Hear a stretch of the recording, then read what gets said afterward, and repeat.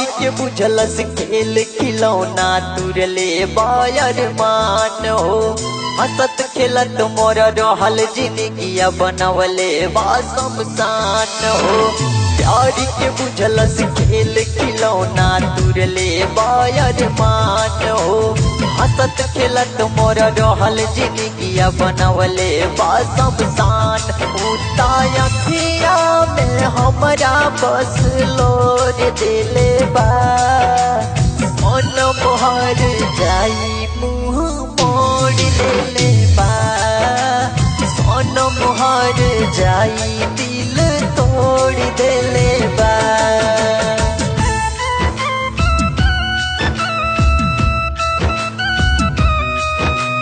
Presented by Gopal Music Recording Studio, Ambedkar Nagar. Music by M.R. Kassim.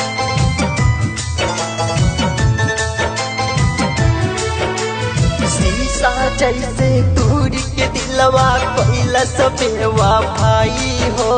होकर जुदाई लागे हमर जान लेके जाई हो।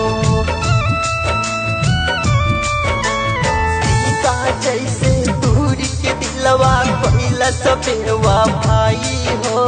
होकर जुदाई लागे हमर जान लेके जाई। हमरा दिल के दर्दिया बिजोड़ दिले बा। मन मोहर जाई मुँह मोड़ दिले बा। सोन मोहर जाई दिल तोड़ दिले बा।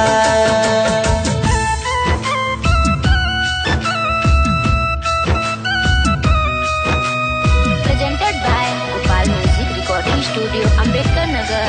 Music by M.R. Kassim.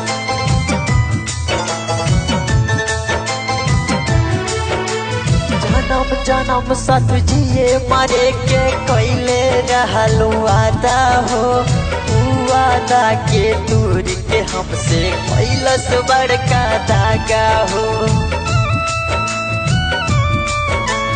जन्म जन्म साथ जिए मरे के कैले रहलू वादा हो। वादा के दूर के हमसे कैलस बड़का धागा। हमसे नहीं आके नाता सगरो दूर दिले बा।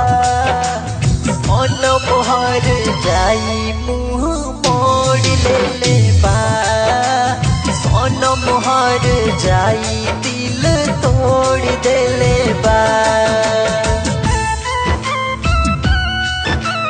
Presented by Gopal Music Recording Studio, Ambedkar Nagar. Music by M.R. Kassim.